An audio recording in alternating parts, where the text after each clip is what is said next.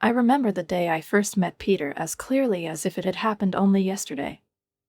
I was sitting in a small, slightly old-fashioned, but homely cafe, where time seemed to slow down, giving me the opportunity to escape from the hustle and immerse myself in my own thoughts.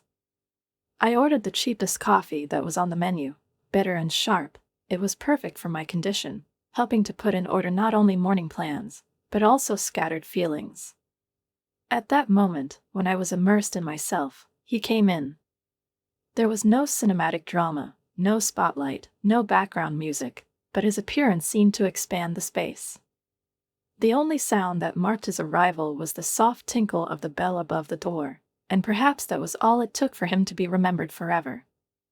I caught the scent of his aftershave mixed with the smell of old coffee, and that smell suddenly became an important part of the moment.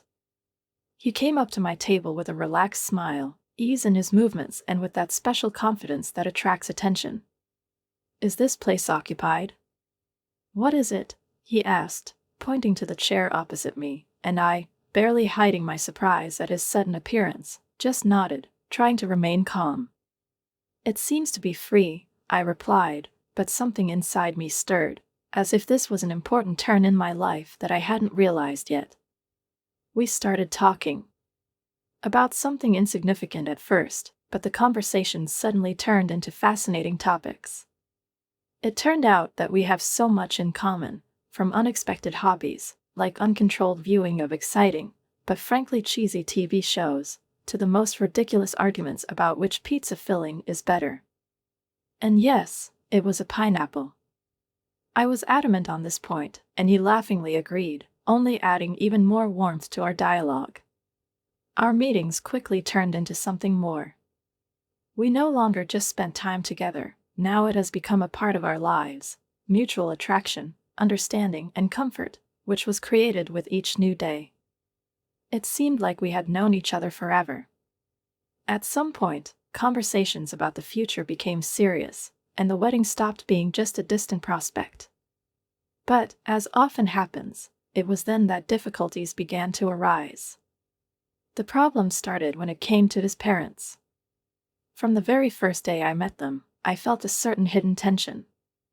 Their house was like a lion's den, and I was an uninvited guest dressed in steak. They looked at me with cold, almost appreciative smiles, as if they were deciding, am I good enough for their son? "Sorry," I said, trying to make my voice light. "Try not to let this letter reach me." His parents quickly made it clear that they were insisting on a prenuptial agreement, as if it was a matter of principle. I've never chased other people's money, but I disliked their approach to this issue. There was a cold reasonableness in their behavior, devoid of sincerity, as if it was not about their son's future, but about some kind of business agreement. "I will sign your terms," I said then, looking them straight in the eye, "but with one condition. If one of us changes, then the traitor must pay $200,000. I remember how it sounded, clearly, confidently, and how everyone in the room froze on a moment. Peter's face contorted, as if I'd hit him with something unexpected, like a fish, at a moment when he hadn't expected it at all. "Baby, I would never cheat on you," he said, trying to bring seriousness back to our conversation. His eyes were full of sincerity, but I still had the memory of the past. "Yes?" I replied, not hiding my bitterness. My ex said the same thing before I caught him cheating. I knew I sounded tough, but it was necessary. Either this is a condition or nothing. I understood that this was a test for Peter. His look betrayed some confusion, but in the end he nodded. His parents, on the contrary, were clearly unhappy.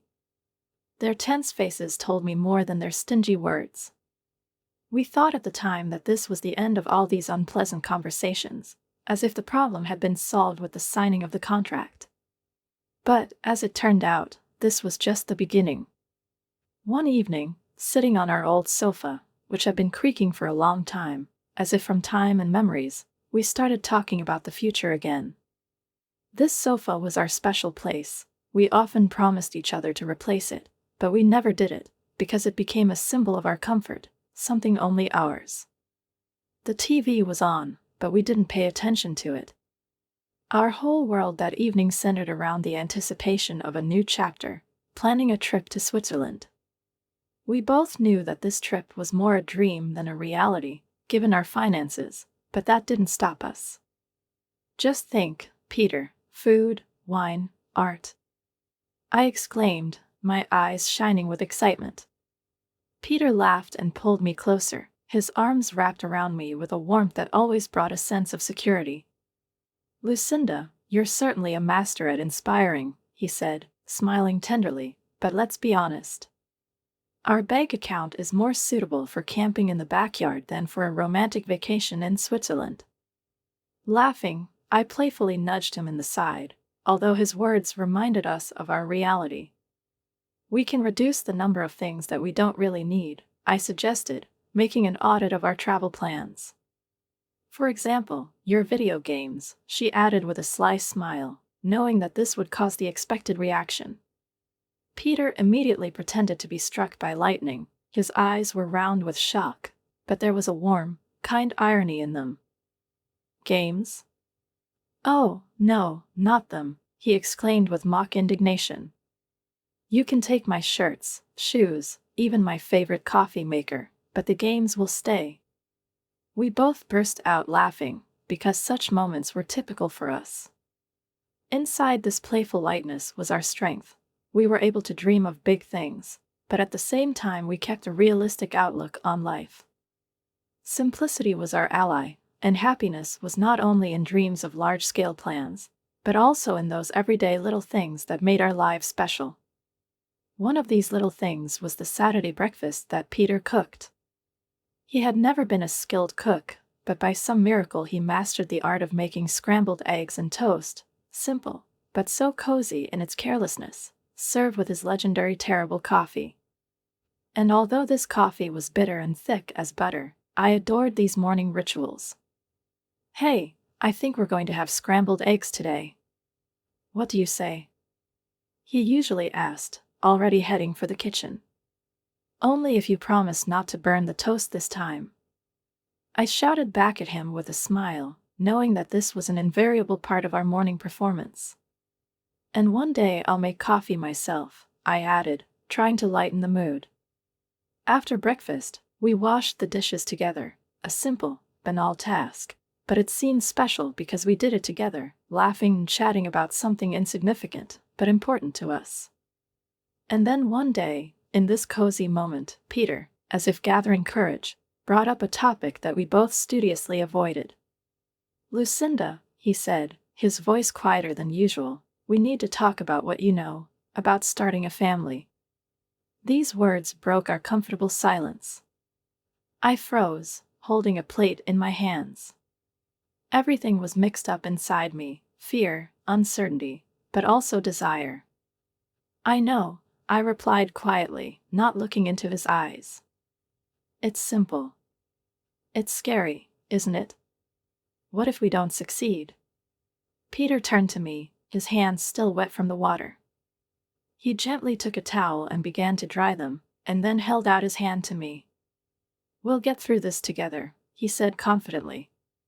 But we'll never know until we try.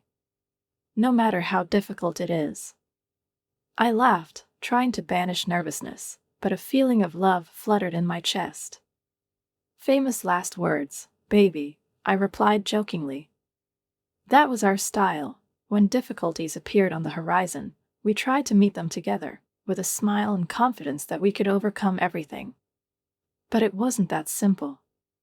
Ever since his mom, Sophia, started bringing up the topic of grandchildren at every possible meeting, I began to feel extra pressure. Lucinda, darling, when are you finally going to give me a couple of grandchildren? Her voice was sweet, but her words were harsh, as if reminding me of my responsibilities. You're not getting any younger, you know. I clenched my teeth, but smiled, trying to look as friendly as possible. We're working on it, aren't we, Peter? I asked, hoping for his support. He played along with me, as always. Yes, Mom, give us some time. These things don't happen overnight. However, the pressure increased every year. Not only from his mom's side, but also from within ourselves. We wanted a family, sincerely, but things didn't happen as easily as we had hoped. Meanwhile, Sophia found a new hobby. She began to complicate my life. Our house was gradually turning into a battlefield, where her words became sharp as blades, each remark a blow to my self-control. The culmination of all this came at one Sunday lunch, which was supposed to be relaxed and peaceful. Sophia, with her unfailing sense of timing, showed up uninvited, just when we were about to sit down at the table. Tension was immediately felt in the air. She looked around the room, her eyes darting as if she was conducting a military inspection. "Well, how strange that is," she began sarcastically, her voice sounding like a cold rebuke when she noticed the simplicity of the food I had prepared. "You've really outdone yourself, Lucinda. I see you've been very busy in the kitchen all morning." Her gaze was full of hidden mockery, and a short grin played on her lips. When we finally sat down at the table, tension hung in the air like an invisible cloud about to burst into a storm. Sophia, with her usual brusqueness, began her usual tirade. Her look was condescendingly mocking, as if she appreciated all the shortcomings at once, without waiting for the conversation to begin.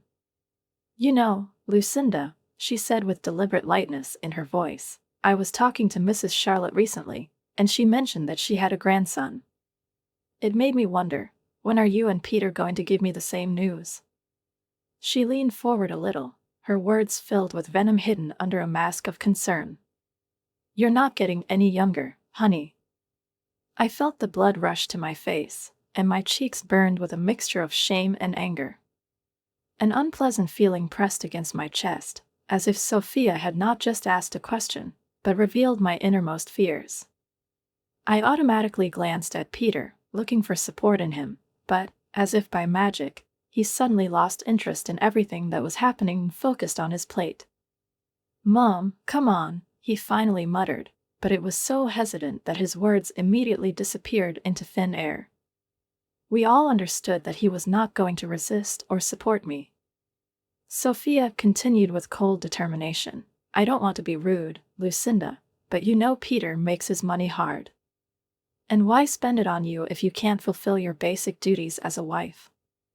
Maybe hiring a cleaner and a cook would be wiser. Isn't that right?" Her voice rang with sarcasm, the words struck like a whip. And that's when I couldn't help myself. "Sophia, I'm trying my best. That doesn't mean I don't want children. And as for the house and cooking, I didn't know that marriage is a service contract." My voice was shaking, but I tried to keep my composure.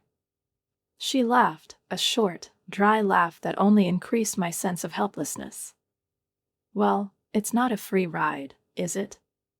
And you have responsibilities, Lucinda, that you clearly don't fulfill." The room filled with tense silence. I could feel my eyes starting to fill with tears, but what hurt me most was not so much her insulting words as Peter's silence. Finally, he spoke, but not to support me. "Yes, Mom, there is something in this. Maybe you should really think about inviting help around the house. It could make life easier for you too." His words were like a stab in the back. It was a betrayal that destroyed all my illusions at that moment. It was clear that I was alone. The next few days were a real challenge. Sophia came more often. Each of her visits was a new attack. She was inspecting the house as if she were conducting a sanitary inspection. Any speck of dust, any slightly crumpled pillow became a cause for ridicule. "Do you call this a clean house?" Her voice rang with mockery. My eyes must be letting me down because it looks more like a pigsty. But if the nagging about the cleanliness of the house was unpleasant, then the comments about my appearance hurt my very heart. "Is that what you're wearing?" "What is it?"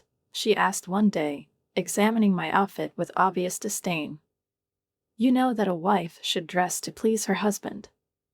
No wonder Peter is always so tired when he comes home. He has to see it." I tried to hold on, tried to object, to defend myself. "Sophia, I'm not dressing for Peter, but for myself. And if he's tired, It's not because I'm wearing it, but because he's working hard. But talking to her was like talking to a wall. She had already formed her opinion of me, and nothing I could say or do could change it. However, the most painful thing in this situation was not Sophia's behavior, but Peter's inaction. Every night after her visits, we argued. "Why don't you stick up for me, Peter?" I asked desperately, feeling my patience running out every day. "She walks around the house, humiliates me, and you just keep quiet." He sighed wearily, as if I was the one making life difficult. "Lucinda, she's old. She has her own way of looking at things. What do you want me to do?" "No," I said, feeling tears rising in my throat. "But I want you to be my husband, to support me, not her." It was becoming increasingly obvious that it was not only about Sophia's dislike, but about our marriage. Will we be able to overcome this ordeal, or will we let her criticism and her influence destroy what we once built together? As the days slowly turned into weeks, I began to realize that these were not just temporary tensions, not just small misunderstandings that could be easily sorted out. It was a real siege, a full-scale attack on our marriage, and if we don't take drastic measures, soon there may be nothing left that we can save. The coldness between Peter and me became palpable, as if an invisible wall was rising higher between us every day. Since Sophia stepped up her attacks, our family life has been gradually bursting at the seams. But it wasn't just her. I began to notice changes in Peter himself. His behavior had changed, and it was more than just stress at work or fatigue. My inner anxiety grew, making me wonder more and more what was really going on. The changes were widespread. At first it started with phone calls. We used to have no secrets from each other. His phone was in plain sight, and conversations were conducted right in our common room. But now he started coming out of it whenever the same person called, Paul Wark. One evening, trying not to attach much importance to my words, I asked, "Who is Paul Wark?" The question sounded calm in the air, but everything inside me was trembling. Peter flinched, as if I'd caught him off guard, and that only confirmed my suspicions. "Oh, it's just a new guy in the office, asking a lot of questions," he replied, trying to hide his excitement. But something was bothering me. Peter, who had never cared about his appearance more than he needed to, suddenly began to pay attention to details. His old funny print t-shirts and faded jeans were gone. In their place came new, carefully ironed shirts, strict trousers, and even the fragrance, which had previously seemed to him an unnecessary luxury, now spread in the air like in an expensive department store. "Since when did you start to care how you smell?" I once asked with a smile, watching him carefully arrange his hair in a new hairstyle. He smiled too quickly, without real warmth. "I just wanted something new," he replied, as if justifying himself. Late nights at work became more and more frequent. The messages he sent were filled with phrases on duty. "Sorry, baby, this project is just killing me. I'll try not to linger." But the night turned into deep hours, and I heard his keys in the door only closer to morning. The inner chill was holding me down more and more. Something was wrong, and I felt it, even if I couldn't figure out what it was yet. The decision to hire a private investigator seemed to me like something out of a cheap TV show, but desperation drove me into a corner. I had to know the truth so that I wouldn't be trapped by guesses. And so, a few days later, I received an envelope, a simple, brown, unremarkable envelope, but inside of which there was a destructive force. I opened it with trembling hands and saw the photos, cold, clear, unbiased. They captured moments that shouldn't have happened. Peter was with another woman, their closeness, their touch, everything was too clear, too real for it to be a mistake. But what struck me most was not the photo itself, but the audio recording of their conversations. The words filled with tenderness and love, the plans they shared, as if they were building a future together. Peter's voice, so familiar, sounded to another woman, and that hurt the most. He was saying the same words to her that he had once whispered in my ear, "I love you." Sitting alone in the room, surrounded by these proofs, I felt the cold reality crashing down on me. These pictures, these conversations, all this was what could have been irrefutable evidence in a difficult divorce. Every moment captured in these photos was stolen from Peter and me, cut off from our common life. Now they belonged to another world, to another woman, and I was left with my thoughts and pain. But instead of attacking immediately, I decided to keep it inside. There were no forces for confrontation, there was no plan. I knew that before I entered this battle, I needed to gather my thoughts, work out a strategy. Alone, with pain and bitterness, I realized that now I had to not only fight for myself, but also try to preserve what could still be saved, my dignity. The following days passed as if in a thick fog. It was as if I had forgotten what it meant to really live. I was just playing my role, an ideal, impeccable wife, with a smile on my face, while everything was crumbling inside. Peter and I continued to lead a strange dance around the truth, pretending that everything remains as before, but every conversation we had was saturated with unbearable tension. It was as if we were afraid to say something superfluous, something that could destroy the delicate balance that still kept us from the final catastrophe. The laughter at our table sounded unnatural, and every glance was like a game of silent guesswork. "You're kind of quiet," Peter asked cautiously, as if trying to find out what was going on in my soul. His concern seemed genuine, but it could no longer melt the ice between us. "Yes, I'm just tired." The job was crazy, I lied, feeling the lies I was already used to spreading bitterness across my lips. It wasn't work, it was the weight of his betrayal, the secret that I carried inside, like poison poisoning every moment. The days passed one after another, until one day everything changed. I happened to be next to Peter's office. The door was slightly ajar, and I heard their voices, Peter and his mother. Their conversation was far from the small talk they usually had. The intense, serious tones, full of hidden intentions, riveted me to the spot. "Mom, I can't live like this anymore." Peter's voice was muffled and exhausted. "It's not just because of the kids. I don't feel anything for Lucinda anymore. Everything seemed dead. We're like roommates, not husband and wife." The words cut through me like a blade, tearing apart my last hopes. But then it was even worse. Sophia, with characteristic straightforwardness, replied, "Of course you feel that way. She didn't give you a baby. What did she do for this marriage anyway? But let's not rush it, Peter. I'm turning 65 soon, and we shouldn't miss out on the generous gift she has to offer. We shouldn't be in a hurry." I heard the cynicism in her voice, and it sounded like a knife spinning in my stomach. They planned to wait for her birthday, and then, what? Throw me on the sidelines of their lives? Sophia's words continued to echo, tearing at my soul. "Just be patient a little longer, dear. It's worth it," her voice dripped with malicious confidence. I froze in place, shock and anger merged into one vortex inside me. They planned to get rid of me as easily as if they were making a shopping list. The pain was deep, penetrating to the bone, but at the same time a fierce desire was born in her. The desire for revenge. They thought they could use me as a convenient tool and then discard me when they saw fit. But I wasn't going to be their pawn in this twisted game. I was ready to strike back. A few days later, over a family dinner that looked more like a theatrical performance than a real meal, Sophia started talking about her upcoming birthday again.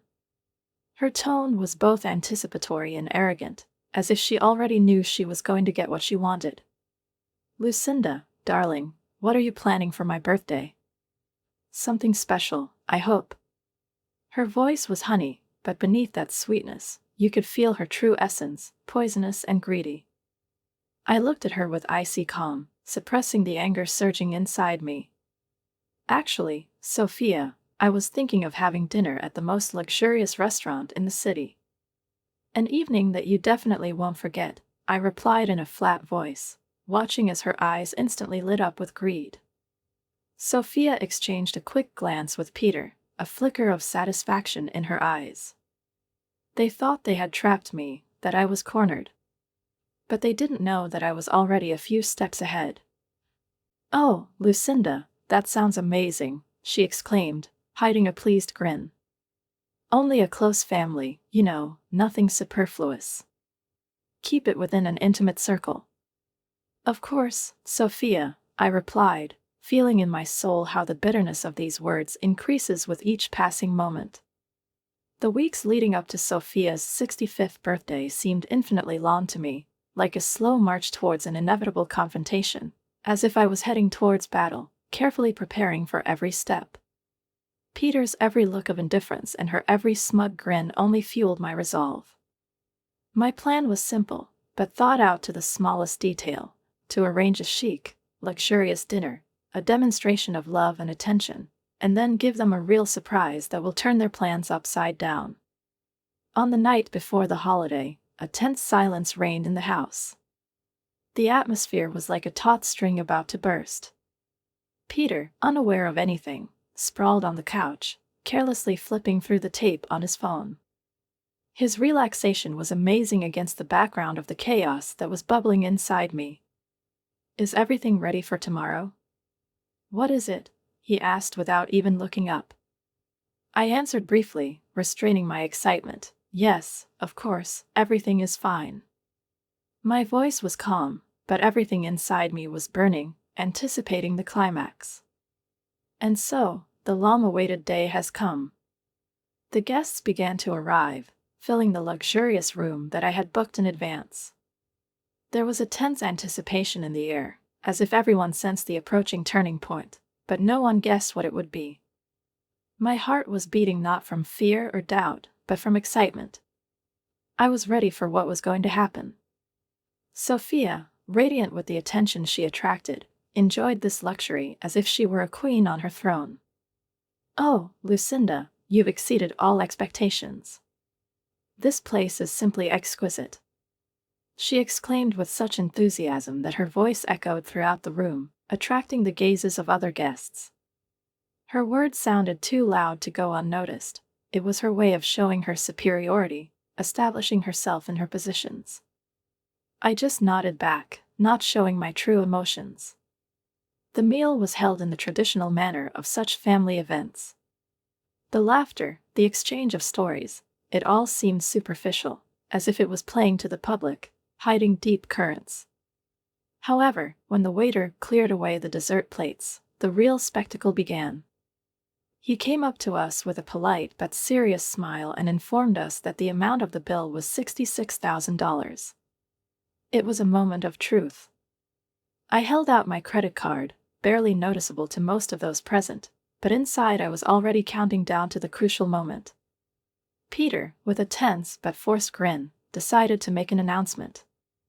His voice sounded unexpectedly loud and harsh, as if he had plucked up the courage in a matter of seconds. "Lucinda, I think it's time for everyone to know that I'm tired. I want a divorce." The words hung in the air like a heavy, poisonous cloud that slowly enveloped everything around, absorbing even the quiet rustles and sighs. The room froze in mute shock. All eyes turned to me, waiting to see my reaction. But before I could say anything, Sophia intervened, with the cold determination inherent in her. "Well, since this has become known, I think it would be better if you left, Lucinda. We are here to celebrate as a family, and you are no longer a part of it." Her words sounded like a verdict, final and peremptory. The room froze in anticipation.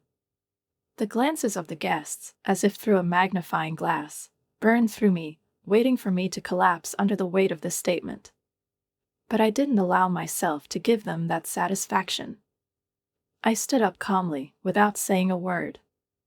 My confidence was unshakable, and I knew that this night would be a turning point in my life. When I went outside, I felt the cool night air hit me in the face, as if waking me from a long sleep. Each step seemed to me a symbol of the finality of everything that had happened. On the way home to Arno's apartment, I realized that one of my existence was ending, but a new one was being born to replace it. As I packed my bags, my thoughts cleared up, and the pain and numbness gradually turned into cold determination. It was the end of one life, but the beginning of another, one that I would choose for myself. When I zipped up the last suitcase, my phone suddenly vibrated. I ignored his call, deciding that I didn't want to hear anything more from these people. But after a few minutes, curiosity got the better of me, and I looked at the screen. It was Sophia. Her voice on the other end sounded harsh and annoyed. "Lucinda, the payment failed. You have to fix this." The irony of the situation was so sweet that I couldn't help but smile a little. In my preparations, I prudently blocked our shared bank account, knowing that this would be the first thing Peter and Sophia would try to use against me. "Oh, Sophia, this is so unfortunate," I said with a cold politeness that I could have passed off as sincerity. "But since I'm no longer part of your family, as you put it, I'm afraid you'll have to figure it out on your own." Her indignation was felt even through the phone, but to me it sounded like music. The screams and tantrums that erupted on the other side of the wire resembled a symphony of chaos, the end of the farce that my marriage had turned into, under the onslaught of betrayal and hypocrisy. I heard through rumors how the restaurant staff insisted on paying, and how Sophia's tantrum broke out in this ominous performance, which eventually led to the police being called to pacify her mess. As a result, it was Peter and his relatives who were forced to raise funds to cover the bills. It was poetic justice, a punishment for the indignities they inflicted on me. The next morning, after that evening, I woke up as if from a dark dream, and in my hands I had a plan, a firm decision, divorce papers ready to be signed. I headed for what had once been our common home, but now seemed like something alien and remote. As soon as I crossed the threshold, the air became heavy with tension. It could have been cut with a knife.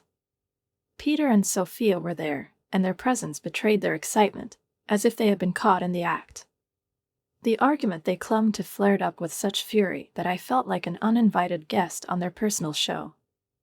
"How can you have the audacity to show up here after last night?" Peter said, his face expressing not only anger but also disbelief, as if he saw me as an enemy who had invaded his sacred space. Sophia, not waiting for him to complete the thought, flew at me with sharp words, "Ungrateful scoundrel. You've put us in an awkward position in front of the whole city. Do you know how humiliating it was to call the police to calm me down?" Her voice sounded shrill, like a scream piercing the silence. I stood on the threshold, feeling their words like sharp knives trying to pierce my soul, but I knew that this moment was mine. Their rage and tantrums only underlined my resolve. Inside, I felt my strength growing, like an impending storm. I was going to put an end to the spectacle, to win back my life and my dignity. The laughter of the people watching filled the room like a distant echo as I stood in the middle of this chaos and met their fury with amazing calmness. No embarrassment, no tremor in my voice, just the confidence that was growing inside me like a quiet fire. "Do you think this is your biggest problem right now?" I said, throwing the divorce papers on the table, giving them weight, and on top, like a nail in the coffin lid, I put the photos of Peter's betrayal. Peter's face instantly turned pale when his fingers touched the pictures. His mother, knowing what was happening, looked over his shoulder in fear and bewilderment. The anger with which they tried to strangle me gave way to shock and then panic when they realized what kind of weapon I was holding in my hands. "And don't forget the printout," I continued, my voice remaining serene, although emotions were bubbling inside me. "You cheated, and now you're paying $200,000, to be exact." Hearing this, Sophia's face twisted into a roar of indignation. "You wouldn't dare. You can't do this to us." Her scream reverberated through the walls like a thunderclap. "Oh, but I can and I will," I replied, my tone remaining cold and final, like a blade pointed at a target. I realized that now they can't control the course of events in this game. Peter, sensing that the situation was out of control, changed his tactics. "Please, let's talk about this. We can fix this." His manipulations were so transparent that I couldn't help laughing. The manipulator was now trapped. Sophia, trying to soften the atmosphere, switched to a tone saturated with fake concern. Lucinda, dear, think about what you're doing. It will ruin us. But despite her words, everything has been decided in my heart for a long time. This ship has sailed, Sophia. You should have thought of this sooner, I said, watching them desperately trying to keep control of the situation. Their pleas turned to screams when they realized they couldn't manipulate me anymore. I'm tired of being a victim, tired of their lies and deception, of the eternal game in which they thought I was just a pawn. In the end, Peter had no choice but to ask his parents for money to pay me off when I left this house for the last time. I knew that the end of this chapter was inevitable, and now that they were weaving their nets, I was just waiting for them to get completely entangled in them. I felt the invisible weight pressing down on my shoulders finally fall away, like a heavy curtain that could not be moved for a long time. After all the events that unfolded in my life, I felt that I was free. Taking the money I received from the divorce, I invested it in the initial payment for my new small but cozy apartment, which has now become my haven. It's amazing how much peace you can find in walls that truly belong only to you, in a house where every corner serves as comfort and protection from the tumultuous chaos of your former life. Now there is peace here, and I prefer this way of life. I have a job that fills my days, friendly neighbors who cheerfully throw me smiles and nods when I meet them, and a small garden that has become my pride and joy. I take care of him as if he were a living being, watching the flowers bloom and the greenery grow brighter every day. However, despite this calmness, from time to time I hear echoes of the old life, rumors about Peter and Sophia. The other day, while sitting over a cup of coffee in a local cafe where residents of the area gather, I ran into an acquaintance from my past. After a casual conversation, he leaned towards me, lowering his voice, and said with a slight tremor, "Hey, did you hear the latest drama with your ex and his mom?" His eyes were glowing with excitement, as if he was sharing a fascinating story from a book. I raised an eyebrow, curious, but stayed away from what was happening. "I can't say that I've heard," I replied, although I was internally hurt by this news. It seems that they do not miss the opportunity to exchange news, because, according to him, Sophia is not too happy with Peter's new girlfriend, and they arrange real battles, like cats and dogs. I couldn't help but chuckle, realizing that all this drama, once so important to me, now seemed like just a part of someone else's story that had nothing to do with me. When I left the cafe, I felt a deep sense of relief, penetrating into a new reality. Previously, such news could have excited me, made me worry, but now it seemed like just a piece of an unattainable mosaic consisting of other people's lives. These days, my biggest concern is whether my tomatoes will ripen before the pesky squirrels get to them, or whether I'll ever be able to do yoga without looking like a newborn fawn on ice. Life has become simpler, quieter, and much sweeter on this side of chaos, and I enjoy every moment, every breath of air filled with new hopes and dreams that are now taking shape in this cozy corner that has become my home.